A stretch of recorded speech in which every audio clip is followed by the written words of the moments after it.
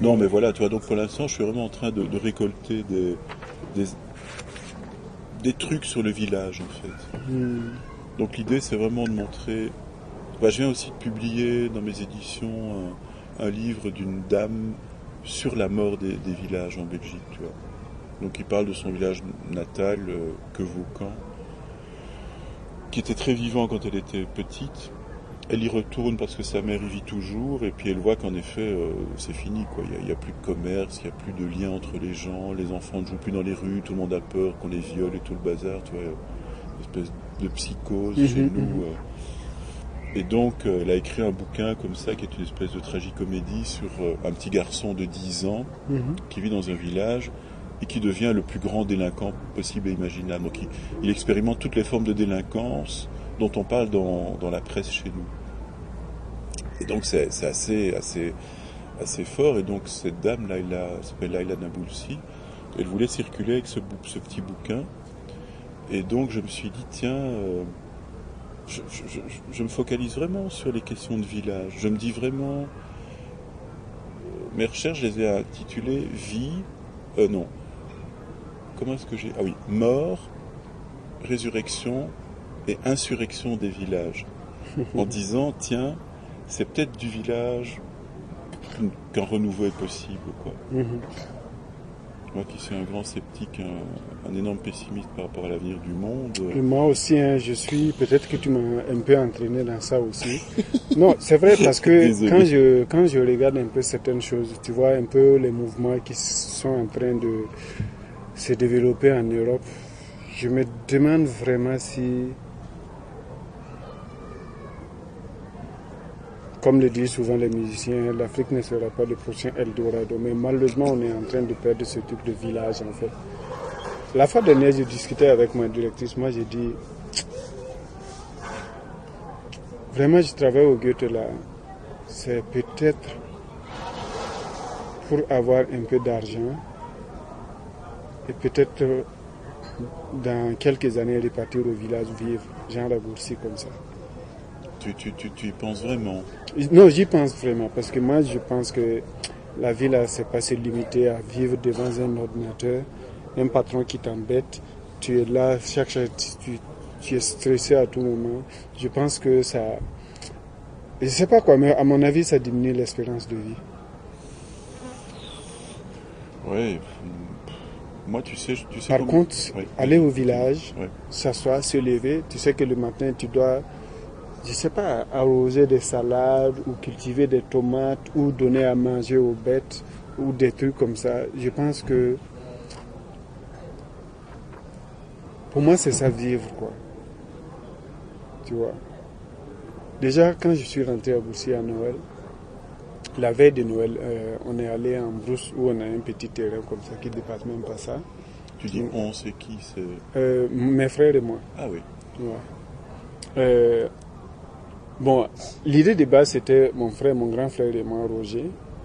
On a volé un poulet de la vieille et on a voulu aller griller ça, manger, à deux quoi s'asseoir dans des trucs là. Je ne le répéterai pas. Non, mais ça c'est chose. On l'a vraiment volé. C'est sérieux ce que je dis là. Parce que si on l'a demandé là, il n'allait pas, voilà, il n'allait pas accepter. Oui. La vieille, c'est ta maman alors? Oui, ma maman en fait. Ouais. Donc on est allé, on a pris la voiture allé. Et entre-temps, il y a le petit frère qui nous a appelé, Rémi. On est où? Il dit, nous on est là-bas au coin là, en train de griller un poulet. Qui veut venir? Nous on a dit, s'il veut venir là, il faut qu'il amène un poulet. Donc lui, il a acheté pour lui. Il n'a pas volé. Non, il a acheté pour lui. Et après, il y a un ami aussi qui m'a appelé, que vous êtes où? J'ai dit non, on est dans la brousse là-bas, bon voilà. Que vous faites quoi? J'ai dit non, on a un poulet mais on est nombreux, on est 5 personnes pour un poulet. J'ai menti quoi. Et s'il peut avoir un poulet, il peut se joindre à nous quoi, et puis ça va être chaud. Lui aussi il a amené un poulet. Mine de rien,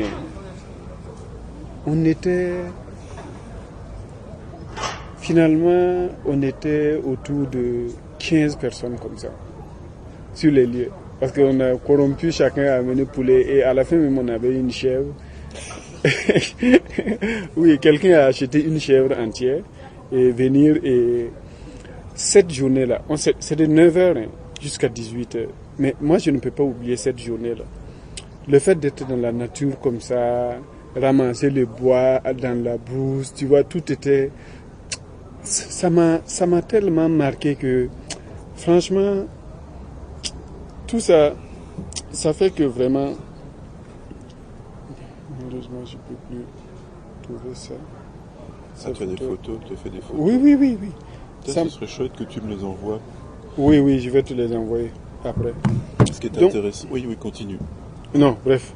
Non. Je veux dire que je vais juste dire que vraiment ça m'a tellement marqué que cette vie de village là, parce qu'à Ouaga je ne peux pas faire ça. Non seulement on n'a même pas l'espace. Si je devais faire ça, je ne sais pas chez qui on peut faire ça, parce que tous mes amis vivent dans des célibatoriums. Et où est-ce qu'on allait aller chercher le bois? Et à Ouaga, les gens n'ont pas le temps, chacun est dans son chacun, et pour réunir des gens, c'est compliqué. La preuve est qu'on a un ami Jupiter qui a eu son dernier enfant en août. Entre amis, généralement, quand il y a des événements comme ça, on part... qu'est-ce que j'allais dire?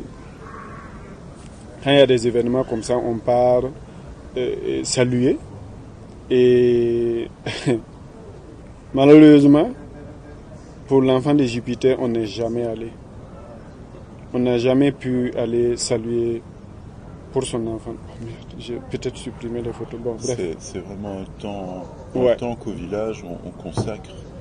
Non, bien sûr, évidemment. Moi, après Noël, je suis reparti juste pour le baptême d'un cousin. Voilà des trucs qui restent. C'est justement ce cousin-là, c'est sa femme que je parle, me soigner en fait, pour la kinésithérapeute là. Donc, du coup, j'ai vu aussi que depuis un certain temps, même moi-même comme ça, avec mes amis là, à Ouagadougou ici, même avec Jupiter qui est mon meilleur ami, on ne se voit plus comme ça. Et je pense que ça va être encore plus grave. Parce que là, c'est vrai que hier, j'étais chez eux au bureau, on s'est vu. Mais là, c'est parti pour encore jusqu'au Facebook, même, c'est pas sûr qu'on va se voir comme ça. Donc, en fait, toute cette vie de pression, de calcul, faut être là à telle heure, rencontrer tant, faire ceci, ça. C'est bien, ça fait partie, mais je suis pas sûr que c'est le mode de vie que je veux en fait. Ouais. Parce qu'avant, je vivais à Gourcy et comme il n'y a pas de travail, j'ai décidé de venir à Ouaga. Mais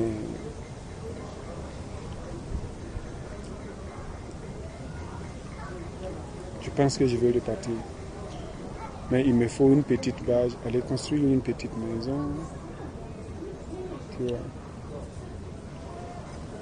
Quand tu retournes là-bas, toi, tu es un type de la culture, tu as une conscience quand même hyper développée, quoi. Quand tu retournes là-bas, les gens que tu rencontres sont des personnes... Ah oui, c'est tombé. Les gens que tu rencontres sont des personnes du village ou bien des personnes comme toi qui retournent, comme tes frères par exemple. Ils vivent au village ou... Ils ne vivent pas au village. Je n'ai qu'un seul frère qui vit au village avec la maman en fait. Ouais. Tu vois. Je vais en prendre une. Mais, hein? Comme Conné là, je vais en prendre une. Comme qui? Ah, tu veux encore prendre? Bah oui. Ah, moi j'ai peur de... Je suis à moitié alcoolique donc... Moi j'ai peur de prendre parce que bon voilà. Ah, encore une. Mais bon, d'accord. Bon, dans tous les cas. Non mais t'inquiète pas, moi je peux boire tout seul aussi, on partage. Oh, ok. Tu pars quand tu veux. De toute façon, écoute, pour les chemises, oui. elles sont là, elles sont chez Nafissatou, je vais les laisser là. Non, c'est parce que comme je suis déjà dans la zone là, je suis en train de voir. Non mais je vais pas te mettre la pression, je vais te laisser prendre ton truc tranquillement, je vais aller. Tu sais ce que je vais faire? Ouais, non. Pardon. Tu peux venir après ton... Ça c'est trop amoureux. Ça c'est vraiment amoureux. Parce qu'après la kinésithérapeute là, je dois repartir au bureau, prendre un film pour corriger les sous-titres la nuit. Donc peut-être en redescendant. Oui, ou un autre... Enfin, écoute, les chemises sont là, il y a des pantalons, tu viens quand tu veux, quoi. Non, je veux connaître ton programme d'abord, après ici. Non, j'ai rien en fait. Ok. Non, j'ai rien. Donc ce que je vais faire, je vais continuer chez la dame là parce que je l'avais dit 17h. Ah oui, ok. Donc, non, ça va, c'est pas pressé. Ouais, c'est ouais. chez elle à la maison, c'est pas très loin d'ici. Ah, pas loin d'ici, ok. Ouais, c'est ouais. bien, ouais. Donc, je vais après te laisser ici, Mhm. continuer. Si je finis là-bas, je t'appelle pour savoir si tu es déjà à la maison ou pas. Là, de là-bas maintenant, je vais redescendre au Goethe pour prendre le film et pouvoir travailler sur ça la nuit.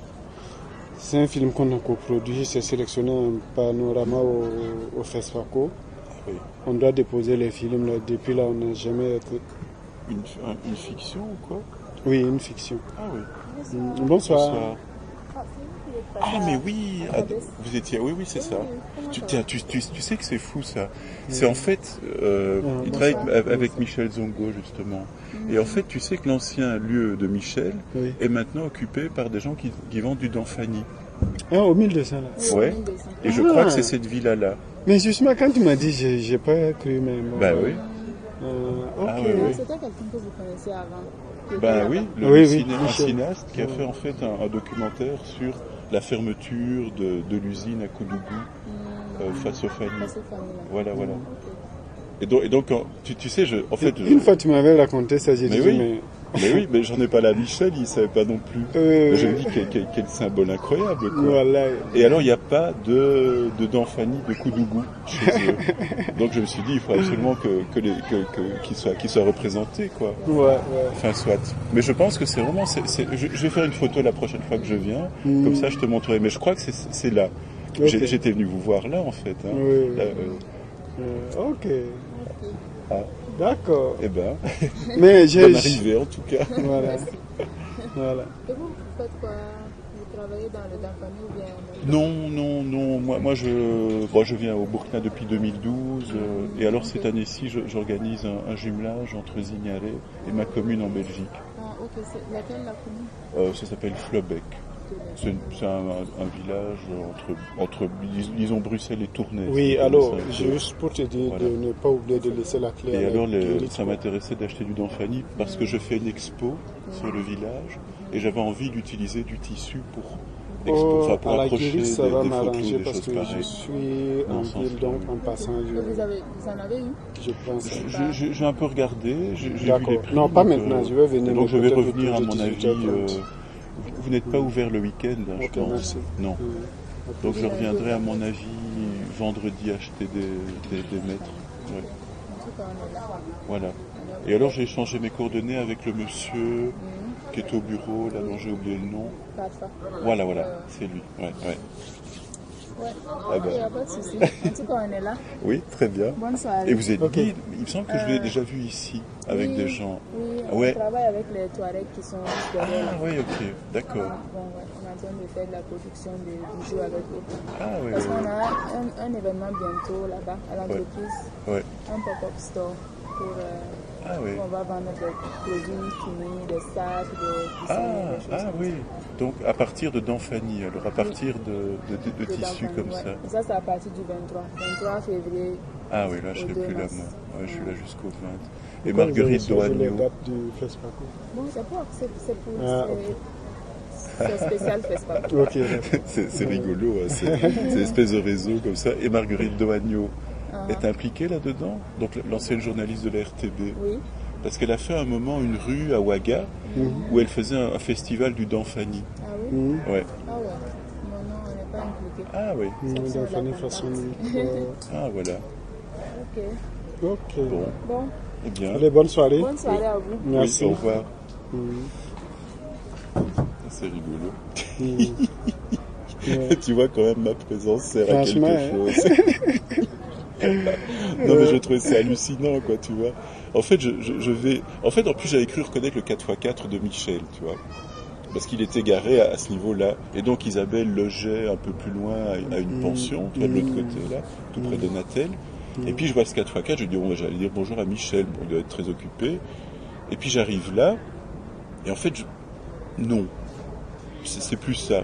Et donc il y a un voisin qui me dit ah mais oui, il y a eu la télévision qui est venue là. Et donc je dis tiens mais, enfin je comprenais plus rien. Quoi. Attends, mais est-ce que le bailleur, là, elle a mis les dalles, là, parce qu'elle avait fait des poteaux dans la cour, là.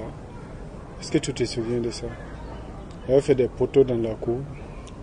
Ça m'étonnerait. Peut-être ce soir, en redescendant, je vais passer dans la zone, là, voir si on parle, si c'est vraiment dans la même cour. Oui, c'est ça, c'est ça.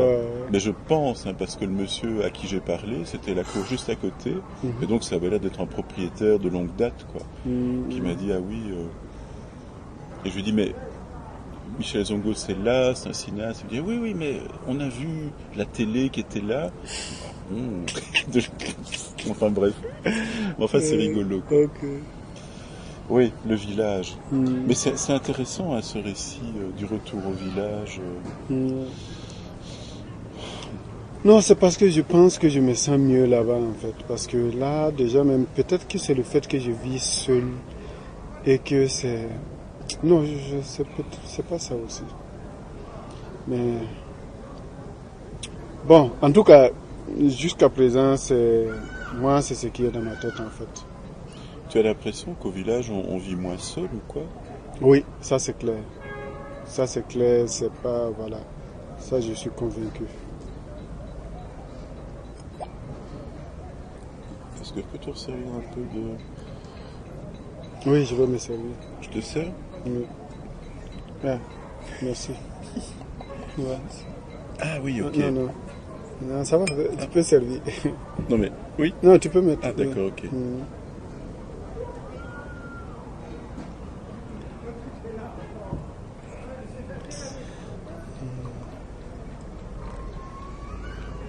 Ouais, bon, ça c'est ce que j'avais envoyé à une amie. Tu vois, c'est le jour où on a grillé les poulets là comme ça. Oui. Mais il n'y a pas avec tous les groupes. Voilà, c'est les groupes là qu'on a. C'est vraiment dans la brousse un peu. Non, c'était. Et les gens avec qui vous étiez, c'était qui alors? C'est des amis. Des amis, mais qui revenaient au village aussi. Oui, ça c'est vrai aussi. Mais il y avait ceux qui sont sur place là-bas au village. Et bon, voilà. Et la communication avec les gens qui sont restés au village, par rapport à toi qui n'est pas resté au village et qui est donc en contact avec un Moi, monde... je suis resté au village. C'est en 2012 que je suis venu définitivement à Ouaga. Ah oui, en 2012. Oui, oui donc c'est mon village, quoi. Oui, c'est en 2012 seulement que je suis revenu à Ouaga. Nous, on s'est parce que j'étais à Goursi. Oui, parce que moi, je venais à Ouaga et puis je repartais pour les questions de mon association Camilla et Consort, pour faire des... Quand on avait des travaux, en fait, que je venais, je dormais au siège. Mais c'est à partir de 2012, septembre 2012, que j'ai déménagé complètement à Ouaga. Ah oui, ok. Tu vois, donc j'ai toujours ce truc du village-là qui... Parce que nous, on s'est rencontrés... Ah oui, en 2013, oui. En janvier 2013. Donc tu étais vraiment tout jeune ouagalais, quoi. C'est ça, en fait. Ah oui. Ça fait 7 ans que je vis à Ouaga. Même pas 7 ans d'abord. Et alors, comment est-ce que tu conciliais, puisque tu avais déjà ton association, ce travail de cinéma d'animation, avec le fait d'être au village? J'imagine que tu vivais dans la cour familiale, alors? Non. J'avais ma petite maison à côté que j'ai louée, parce que nous sommes vraiment du vrai village. C'est de même pas à Goursi. Et Goursi, bon, dans la cour familiale, en tant que jeune, généralement, tu n'aimes pas loger là-bas parce que tu es toujours dérangé par la vieille, tu ne peux pas venir avec les filles là-bas, donc tu cherches ton indépendance un peu à côté, et puis bon, voilà. Ouais. Et en fait, c'est quel village d'abord? Comment s'appelle le village? Non, quand je parle de village, c'est Goursi d'abord. Ah oui. Goursi, mais ce n'est pas un village comme ça. C'est la ville avant Wayougia. Oui. Voilà, mais notre vrai village, là même, c'est à 7 km de Goursi, quoi. Oui. Vraiment dans le vrai village. Et la vieille, elle habite dans le vrai village? Non, à Goursi, en fait. Ah, ok, d'accord. Oui. Parce que, en fait, si tu veux, mon papa était catéchiste. Donc, on n'a pas vécu comme ça dans le vrai village. Parce que d'affectation en affectation, on faisait les villages environnants de Goursi. Donc, c'est à son décès en 98 qu'on a décidé de s'établir à Goursi. Là, ça facilite pour l'école, le lycée, tu vois, tout ça, de mes petits frères. C'est pour cela qu'on est resté à Goursi, en fait. Et ton père ne retournait jamais au village d'origine, alors? Non, lui, il part, en fait, mais souvent... Mais honnêtement, bon, c'est vrai que j'ai été déjà une fois au village de son vivant. Mais c'est vraiment à son décès qu'on a pu rester genre une semaine comme ça dans notre vrai village. Parce que nous on vivait, mais c'était dans d'autres villages. Lui, il était là pour l'évangélisation, tu vois. Mais c'était dans d'autres villages, c'était pas dans nous-mêmes notre village. Et donc rester, tu dis, au vrai village, où ça alors, dans la cour de la famille alors? Oui, dans la cour familiale. On a même une maison là-bas. Ah oui, c'est ça. On a fait construire une maison, oui. C'est-à-dire si on part, on dort là-bas. Ah oui, ok, d'accord. Tu vois. Ah, mais oui. voilà, puisque ça appartient à tout le monde. Oui. Tu vois. Mais à Gourcy, ça n'appartient pas à tout le monde, ça appartient aux autochtones. Mais si je repars chez moi au village, okay. Si je veux même un champ pour cultiver, même puisqu'il suffit de repartir dans le truc de ton grand-père, tu réclames, tu entre griffes expropries certaines personnes qui vivent dans les villages et tu fais, et c'est des hectares. Tous ces terrains-là même, je sais pas, nous-mêmes, on veut faire une réunion pour voir comment on peut investir dans ce terrain, quoi, parce que à la longue, comme tout est devenu un peu individualiste, à la longue, tu ne pourras plus réclamer que c'est le terrain de ton grand-père, mais puisqu'il y a des gens qui cultivent là-bas présentement. Et donc, c'est au niveau du grand-père. Et le grand-père vit toujours? Non, pas du tout. Ah. Je pense que dans notre famille, là, les vieux même qui restent comme ça, c'est même pas des vieux comme ça, hein, c'est des gens de 60, 70 ans. Ouais. Les vrais vieux, ils sont partis, quoi. Bon, j'ai peut-être mal compris, mais alors dans la cour d'origine, au village vraiment, ouais, qui vit dans cette cour-là alors? Normalement, ce sont les petits frères et les grands frères de nos parents, de nos papas. Ah oui. Qui vivent là-bas. Ah oui. Tu dis normalement, parce que c'est pas le cas ou? Bon, c'est le cas, mais c'est juste parce qu'on est en train de parler du français. Sinon, je ne devais pas dire normalement. Voilà. Sinon, ce sont les petits frères et les grands frères de mon papa qui sont là-bas. Mais si on veut voir, c'est tellement large que certains, tu vas voir quelqu'un qui est jeune, mais tu ne peux pas dire que c'est le petit frère de ton papa. Parce que c'est une question de lien. Et si tu prends par exemple l'arbre généalogique chez nous, il y a genre 5 générations, ceux qui se sont installés là-bas. Seulement 5 générations en fait. Parce que nous-mêmes, on n'est pas de ce village. On vient d'un autre village qui est de l'autre côté de Gourcy, notre origine, qui s'appelle Mako. Ouais. Voilà. Et l'autre s'appelle comment alors? L'autre s'appelle Contigué. Contigué. Oui. D'accord. Oui. Ah oui, c'est... Ouais, mais c'est là où ton grand-père a vécu, bon voilà, c'est ça qui devient ton village. Mais c'est toujours lié parce que quand il y a un événement à Contigué, eux ils ne peuvent pas prendre la décision là-bas parce que nous-mêmes on n'est pas autochtones là-bas. Quand il y a un événement, on est obligé d'envoyer quelqu'un aller demander la permission à ceux qui sont à Mako pour faire quelque chose. Quand il y a un événement heureux ou malheureux, et ceux de là-bas aussi, ils nous informent en fait. Donc c'est toujours lié. Tu vois. Mais c'est tellement... En fait, c'est tellement long, mais les gens gardent toujours les traces. Sinon, même ceux de Mako, ceux qui sont à Mako, l'histoire, mais ça vraiment il y a des centaines d'années, on a toujours quelques traces de l'histoire. Au départ, ils n'étaient pas là-bas. Au départ, ils étaient dans un village qui est vers Kongoussi. Bonsoir. Qui s'appelle Darigma. Ah oui. Voilà. L'histoire là, en tout cas, ça a été comme ça. Il y a vraiment... Et c'est suite à un problème qu'on est venu dans ce village qu'on appelle Mako. Parce que dans cette famille-là, il était interdit d'avoir des jumeaux. Voilà. On n'aimait pas les jumeaux. Donc du coup, quand une femme accouche des jumeaux, ça c'est vraiment dans l'histoire, quand une femme accouche des jumeaux, alors on prend les enfants